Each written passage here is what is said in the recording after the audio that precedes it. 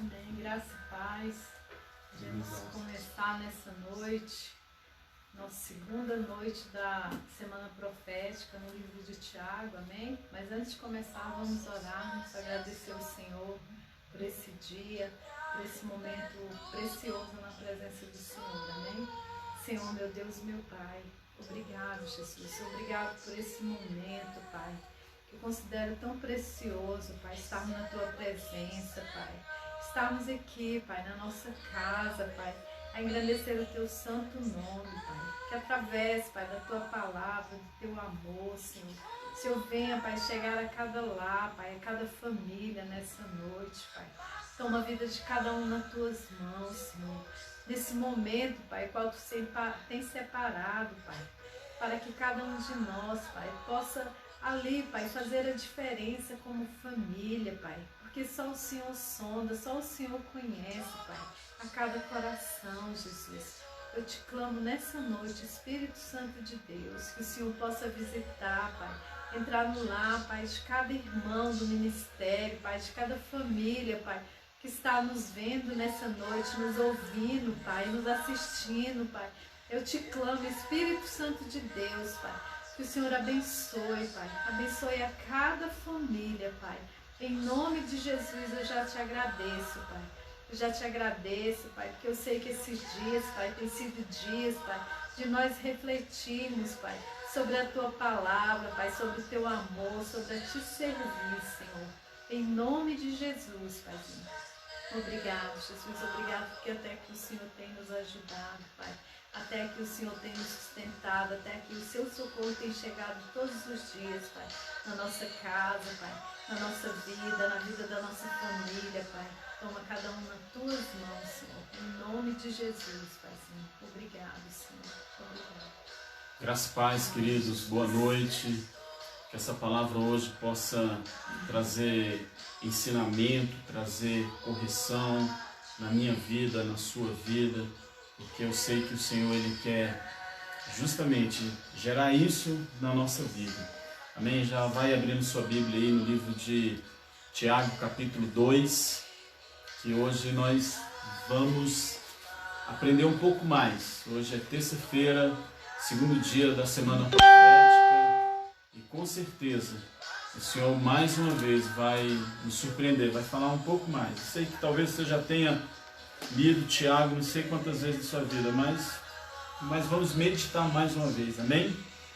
Está escrito assim, lá no capítulo 2 de Tiago, a partir do versos 1. Meus irmãos, não tenhais a fé em nosso Senhor Jesus Cristo, Senhor da glória, em acepção de pessoas.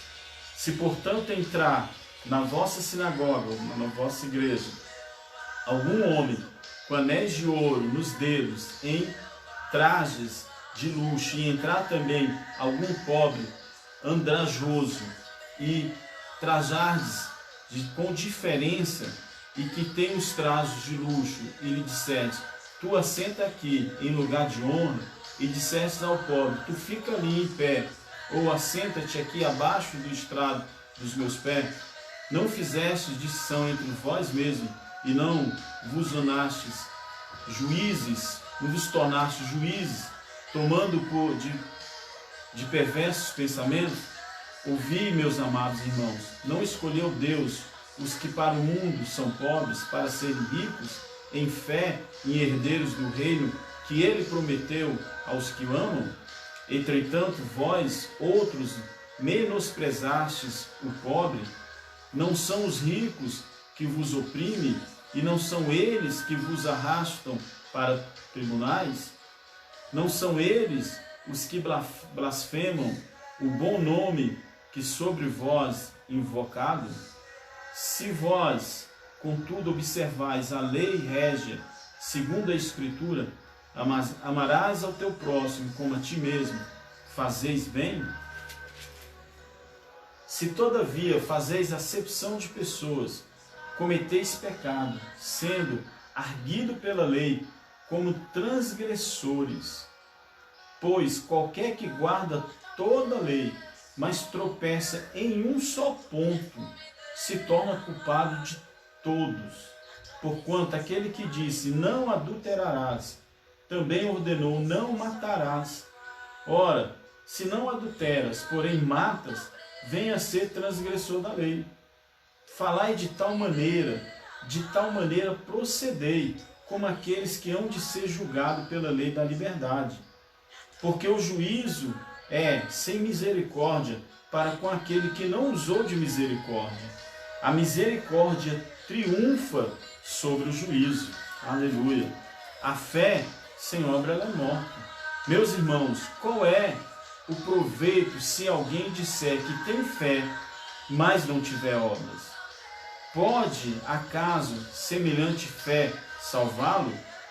Se um irmão ou uma irmã estiverem carecidos de roupa e necessitados dos alimentos cotidianos, e qualquer dentre vós lhe disser, ide em paz, aquecei-vos e fartai-vos, sem contudo lhes dar o necessário para o corpo, qual é o proveitoso disso?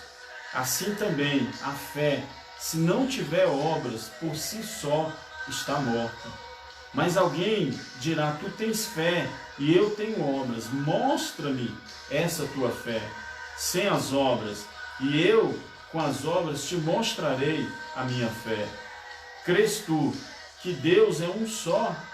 Fazes bem. Até os demônios creem e tremem.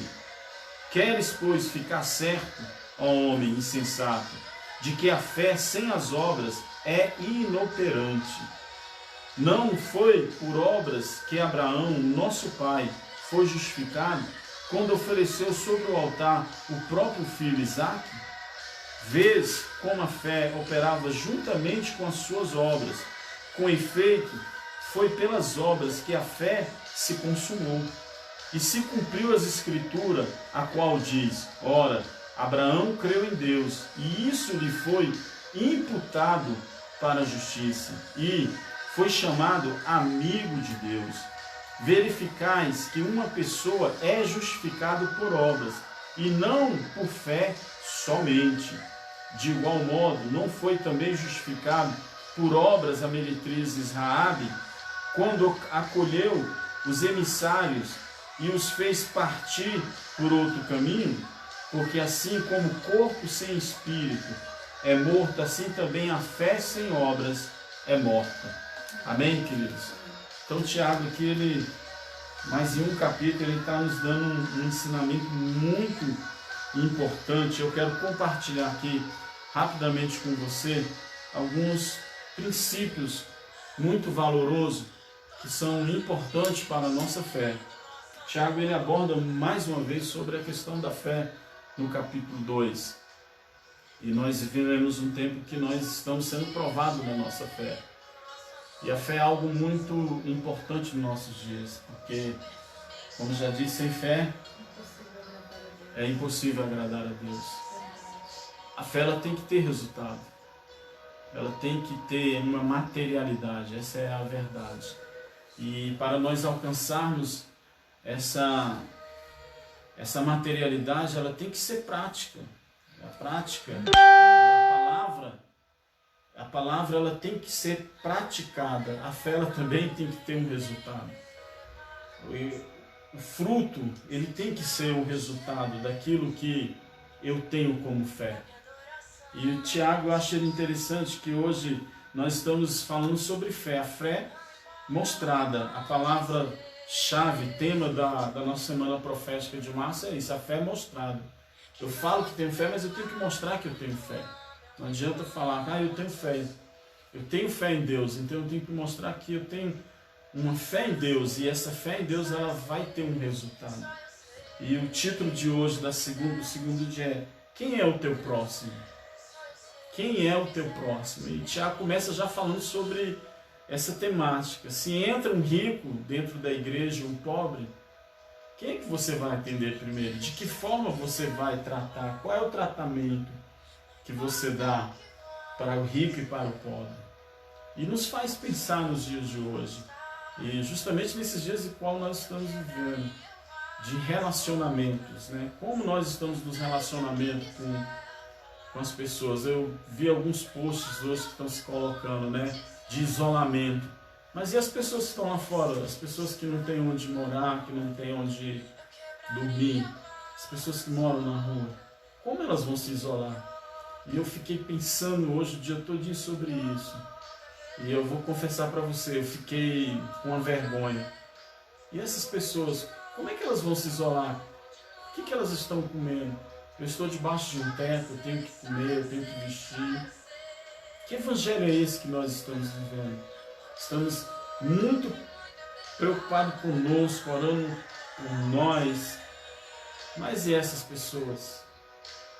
O evangelho é para essas pessoas também. E o que nós temos feito? É hora de nós, como igreja, também acordarmos para essa grande verdade. Para essa verdade que muitas vezes nós temos passado e fingido que não temos visto, olhado e nos feitos de cego. Essa é uma verdade, e no sentido envergonhado com tudo isso.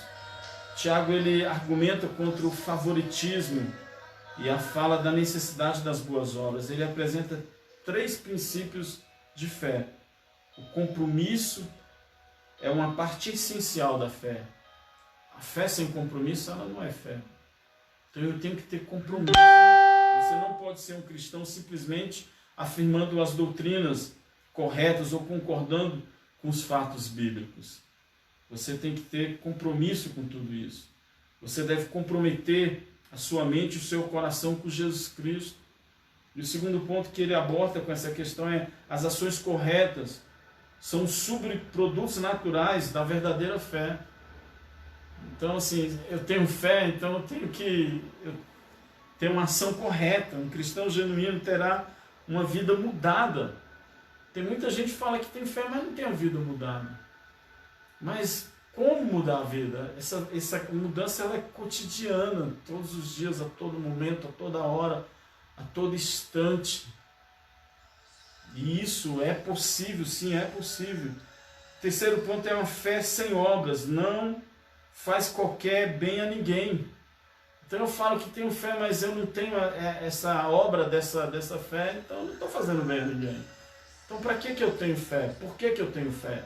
Para que eu estou? Qual é o sentido da minha existência como cristão, como filho de Deus, como seguidor de Jesus Cristo? Qual é o sentido da minha existência? Muita gente acha que tem fé, mas é o irmão passar necessidade, passando fome, passando situação difícil, acha que ter fé é tudo, não tem coragem de estender a mão. E nós vivemos um tempo assim hoje em dia. O que eu tenho, e o problema é seu que não tem. Só que nesse evangelho de Jesus Cristo nós temos que mudar como irmão, como pessoa.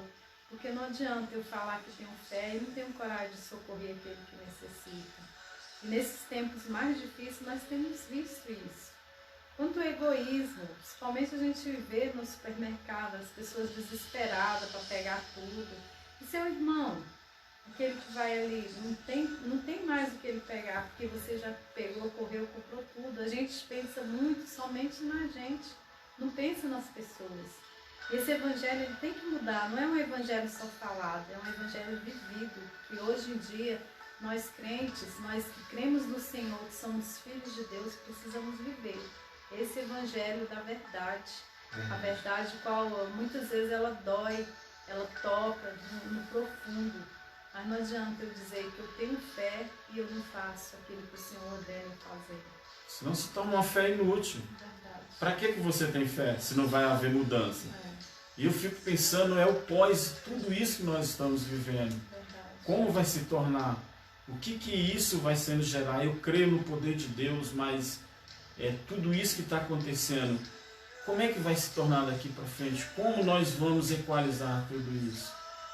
Senhor, eu creio, Jesus, chegou o tempo de nós sermos como a igreja de Atos. Eu até vesti a camisa, eu vivo Atos 29, porque eu quero partir o pão. Se eu tenho um pão e eu vejo o meu irmão, eu vou partir o meu pão com o meu irmão. Chegou esse tempo de nós depositarmos o que temos e fazer a partilha do pão. Que depois que terminar esse período de quarentena, aquele que estiver precisando, e você na sua despensa, Você vai partir o seu pão? Porque chegou a hora de nós vivermos a igreja que o Senhor estabeleceu em Atos, que o Senhor estabeleceu nele mesmo para ser a sua igreja. Amém, irmãos? Esse é o tempo. Tiago, ele traz verdadeiros ensinos, e esses ensinos são coerentes com o ensino de Paulo, que recebemos a salvação somente pela fé. A fé que Paulo estava falando é essa mesma fé que Tiago fala, porque Paulo ele trilhou esse caminho, ele trilhou o caminho da fé, a fé operante, a fé que tem resultado, a fé que fazia, não uma fé que simplesmente fé por ter, não, ele tinha resultado. E o que eu quero dizer que fique marcado hoje para você, meu irmão, minha irmã, nós precisamos ter uma fé de obras, uma fé de resultado, uma fé prática, não uma fé de ouvir falar. Não uma fé, uma pessoa que chega na porta da nossa igreja e fala, Deus te abençoe. E essa pessoa sai de lá. Nós fizemos uma reunião de homens e eu achei muito interessante, uma vigília, mini vigília de homens, e chegou uma pessoa lá, eu não sei o que foi que aconteceu, eu sei que no final da vigília nós cumprimos um propósito, alguns irmãos se reuniram, pegaram o carro e foram socorrer essa pessoa. E eu saí de lá muito alegre, porque eles viveram isso que nós estamos falando, essa maneira. Não só simplesmente oraram ou falaram que Jesus é bom, cura, salva. Eles estão vivendo atos, eles estão sendo uma igreja que realmente se preocupa com as pessoas. E se nós errarmos, falharmos em algumas áreas, vamos nos corrigir. Porque não podemos só falar, olha, Deus ele te salva, te cura, mas a barriga daquela pessoa está precisando de alimento, aquela pessoa precisa de roupa. E eu sei que o Senhor está nos movendo a essa verdade, sermos a igreja que Ele inaugurou, que Ele iniciou e que continua uma igreja verdadeira, amém? A ironia, como Tiago nos lembra, é que os supostos vencedores podem ter conquistas do seu estilo de vida, impressionar às nossas custas. É o que nós estamos vivendo. Os ricos muitas vezes nos impressionam às nossas custas. Foi o que o apóstolo Tiago fala na sua carta, no seu capítulo 2, que nós lemos agora. O rico sempre vai impressionar, mas o que deve te impressionar é a palavra de Deus, é o que Jesus fez na sua obra. Nesse capítulo, dois pontos muito interessantes. A gente vê uma acepção de pessoas e na fé sem obras, né? E nós temos que analisar tudo isso, porque nós não devemos nunca fazer acepção, achar que somos melhores do que uma pessoa, ou simplesmente deixar que também as pessoas se acham que são melhores do que a gente, porque perante o nosso Senhor nós somos todos iguais. A nossa obra, ela tem que ser algo que ela faça a diferença na vida das pessoas. Não é só me falar, não é só ali de pegar um versículo da Bíblia e ministrar, mas é um viver essa fé. É uma fé verdadeira, uma fé que ela move o céu, ela move a terra para abençoar. E nesses dias de confinamento nós vamos ver muitas pessoas colocando essa fé em prática. Porque muita gente, muitas pessoas famosas, muitas pessoas que têm condições, elas começaram a ver a necessidade de abençoar a vida de outras pessoas. Porque esse vírus que veio, ele não veio por acaso. Nós estamos até fugindo um pouco aqui da ministração, mas ele não veio por acaso. Ele veio para que o Brasil ele venha se dobrar diante de situações de egoísmo, aquele que tem mais, quer sempre ter mais, quer sempre passar a perna naquele que não tem. Porque Deus colocou cada um de nós para sermos iguais na terra, para servir um só Deus, uma só voz, um só chamado. Mas muitos não querem cumprir esse chamado, eles querem ir por outro caminho. E Deus, nesse tempo, Ele mudou a rota de muitas pessoas. Deus tem mudado rotas de você pensar naquilo que é servir ao Senhor, naquilo que é ser igreja, naquilo que é fazer a obra do Senhor, naquilo que é ser fiel às coisas do Senhor. E Deus, Ele tem nos colocado, tem nos chamado nesse tempo. Esse tempo é tempo de mudança, é tempo de você viver o verdadeiro evangelho na presença de Deus. Assim como o Tiago aqui fala, nós não devemos ser ali, fazer acepção, não devemos fazer a obra do Senhor também de qualquer jeito, porque a obra do Senhor ela tem que ter amor, ela tem que ter prazer, ela tem que ter efeito. Amém? Amém. E ele, Tiago, ele dá essa ênfase, né? Não julgar a pessoa pela sua condição econômica.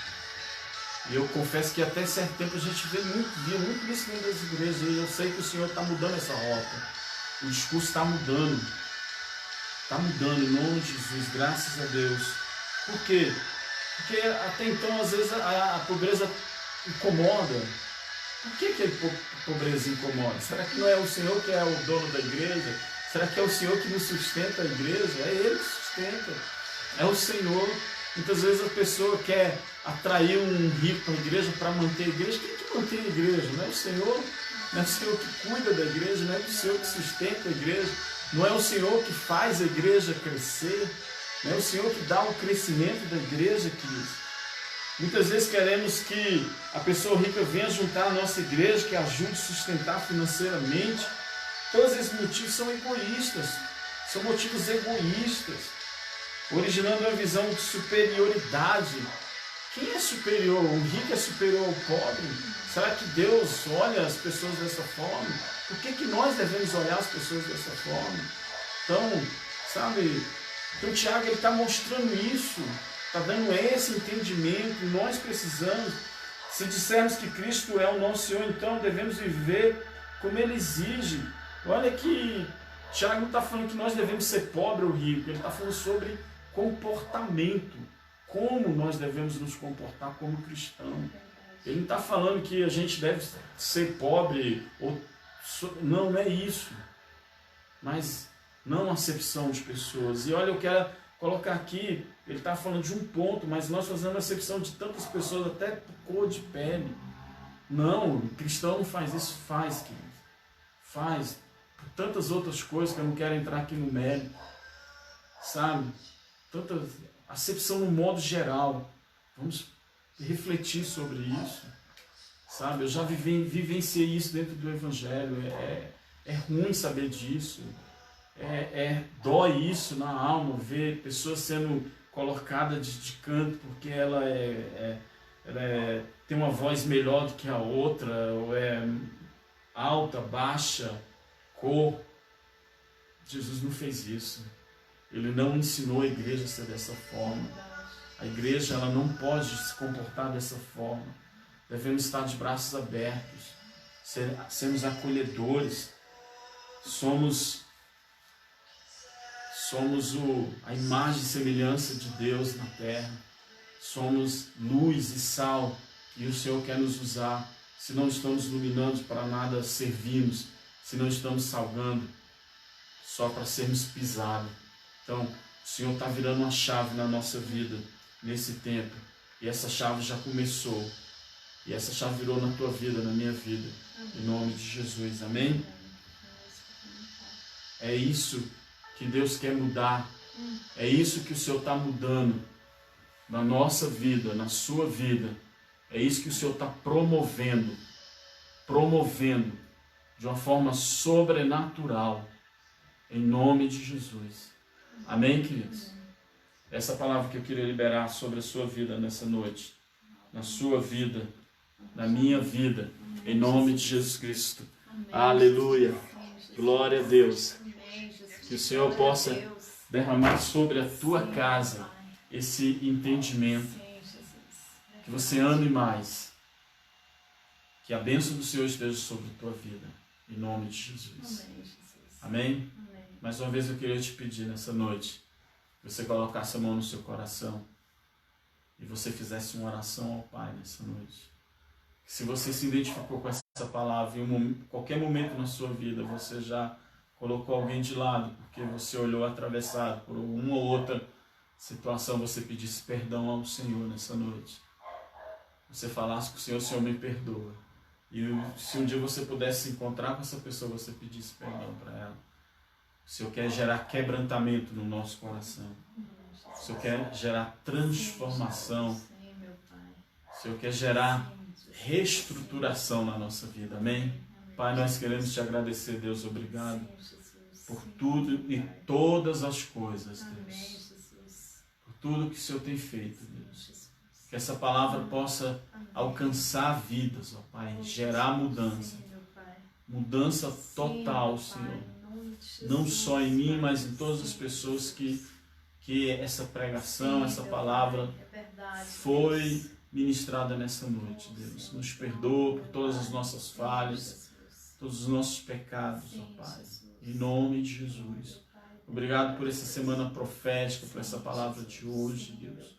Obrigado pela vida de cada um que nos assistiu nessa noite, Deus.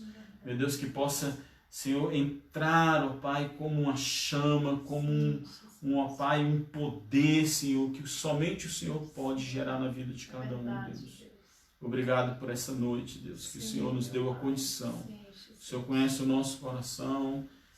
Obrigado, Deus, porque o Senhor, nessa noite, gerou um milagre na nossa vida, Deus. Em nome de Jesus.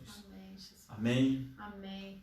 Amém. Glória a Deus. Obrigado, irmão. Cada um que participou desse momento, que o Senhor abençoe. Abençoe a sua casa, abençoe a sua família. Amanhã, em nome de Jesus, estaremos aqui fazendo o mesmo propósito que Deus nos colocou como igreja, porque todos os meses na nossa igreja nós temos a semana profética. São uma semana de jejum, oração, palavra. E eu espero assim que vocês sejam abençoados com cada palavra ministrada, em nome de Jesus. Que o Senhor te abençoe, que o Senhor te guarde, que o Senhor resplandeça sobre ti, que o Senhor nessa noite, Ele olhe para ti e te dê a paz. Em nome de Jesus, Pai, eu te agradeço, Pai, pela vida de cada irmão, Senhor. Cada irmã também, Pai, que está ali, Pai, ao vivo ali assistindo, Pai, colocando, Pai, diante da sua vida, do seu coração, Pai, colocando tudo diante da tua presença, Pai. Que o Senhor venha abençoar os lares, Pai. Que através dessa palavra, Senhor, pessoas venham a ser salvas, Pai, venham a ser curadas, venham a ser restauradas, Pai. Em nome de Jesus eu te agradeço, Pai. Porque eu sei que até aqui o Senhor tem nos ajudado, até aqui o Senhor tem nos sustentado, Pai. Até que o seu socorro tem chegado, Pai, todos os dias na nossa casa, na nossa vida, na nossa família, Pai. Toma cada família nas tuas mãos, Senhor. Em nome de Jesus eu te agradeço, Pai.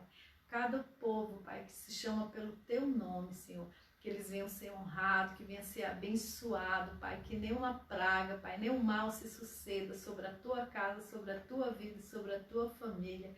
Em nome de Jesus, Pai. Amém, Jesus. Amém.